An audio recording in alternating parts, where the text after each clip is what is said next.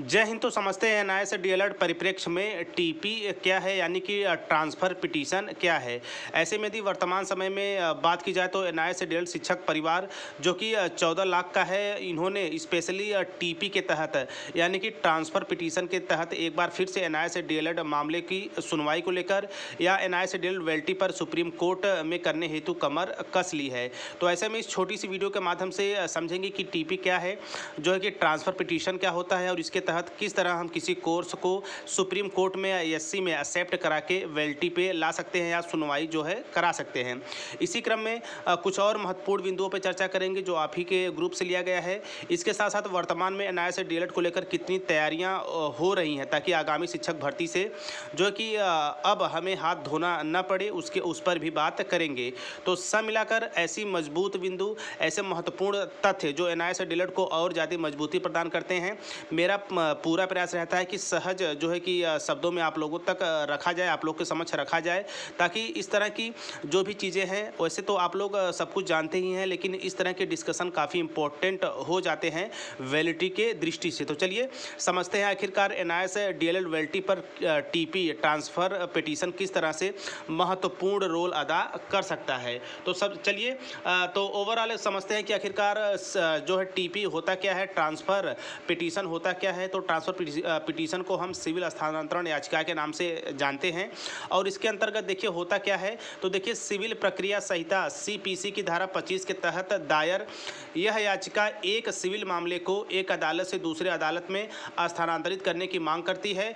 आमतौर पर जब इसमें शामिल पक्ष अलग अलग राज्यों से होते हैं या जब निष्पक्ष सुनवाई सुनिश्चित नहीं की जा सकती है, मौजूदा अदालत में हम सिविल स्थानांतरण याचिका यानी टीपी, जिसे हम ट्रांसफ़र पिटीशन के नाम से जानते हैं, के तहत हम अपने मामले को, हम अपनी याचिका को डाल सकते हैं, दायर कर सकते हैं। तो ओवरऑल एक टीपी का ये मतलब होता है।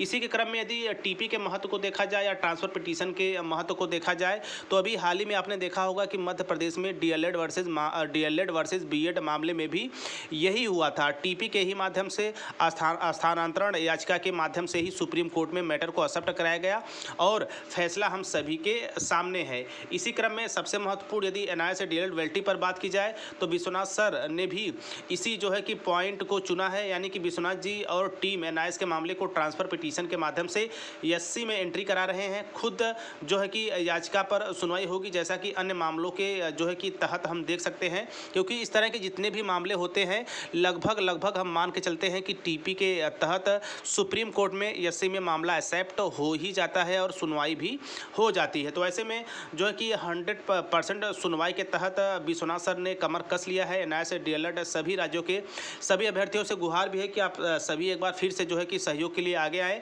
और एक बार फिर से ट्रांसफ़र पिटीशन नीति के तहत सुप्रीम कोर्ट में एनआईए से डीएलएड का मुद्दा रखा जाएगा और पूरा जो है कि संभावना है कि एक्सेप्ट हो जाएगा, जैसा कि अन्य मामलों में एक्सेप्ट हुआ भी है। तो ये एक रहा महत्वपूर्ण जो है कि 14 लाख शिक्षक परिवार के साथ इंसाफ की एक महत्वपूर्ण कड़ी, जिसके तहत हम अपने कोर्स की वैलिडिटी को जो है कि ला सकते हैं, इसी क्रम में अपनी बातों को रख सकते हैं। क्योंकि आप देख ही रहोगे कि मामला 14 लाख शिक्षक परिवार भारत के सभी राज्यों से है, तो जाहिर सी बात है सुप्रीम कोर्ट में 100% पॉसिबिलिटी है कि जो है कि जो पीटी के तहत या ट्रांसफ़र पिटीशन के तहत एनआईए से डीएलएड मामले को एक्सेप्ट कर लिया जाएगा, जिसके तहत विश्वनाथ सर लगातार आप देख ही रहोगे कि कई चैनलों के माध्यम से अपने इंटरव्यू के माध्यम से भी उन्होंने खुलासा किया है। बाकी यदि वर्तमान समय में देखा जाए तो जो भारत के कई राज्यों से ऐसे भी अभ्यर्थी लगातार जुड़ रहे हैं जो कि बीच में जिनका पता नहीं था, लेकिन अब वो सजग हो चुके हैं। किसी न किसी माध्यम से, किसी न किसी चैनल के माध्यम से वो अपनी बातों को एनआईए से डीएलएड के पक्ष में रख रहे हैं, जो कहीं न कहीं अपने आप में काफ़ी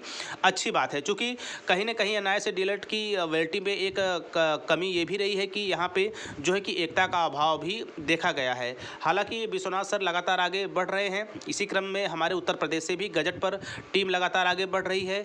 चूँकि मामला सुप्रीम कोर्ट में पीटी के तहत जो है कि याचिका दर्ज कराने की है, तो पूरी संभावना है सुनवाई होगी। आप लोग बिल्कुल दिल खोलकर हेल्प करें, जैसा आपने हर बार किया है। और इसी क्रम में यदि आपने देखा होगा कि पप्पू सर की बात की जाए तो वर्तमान समय में पप्पू सर की तरफ से भी कोई विशेष वक्तव्य नहीं आए हैं। बाकी विश्वनाथ सर लगातार आप देख ही रहे होंगे कि अपनी जो है कि आगे की रणनीतियों को लेकर लगातार चर्चा परिचर्चा करते रहते हैं, अन्य जो है कि चैनलों के माध्यम से, अन्य प्लेटफॉर्म के माध्यम से। लेकिन जो है कि टीचर प्लानिंग पॉइंट में एक जो है कि मैं हमेशा से कहता हूँ कि भले ही मैं इंटरव्यू ना ले पाऊँ, लेकिन जो ऑथेंटिक जानकारियाँ हैं, जो महत्वपूर्ण बिंदु हैं, वो मैं आप लोग के साथ साझा अवश्य करूँगा, जो कि NIS DLED वेल्टी पर और ज़्यादा मजबूती प्रदान करेंगी।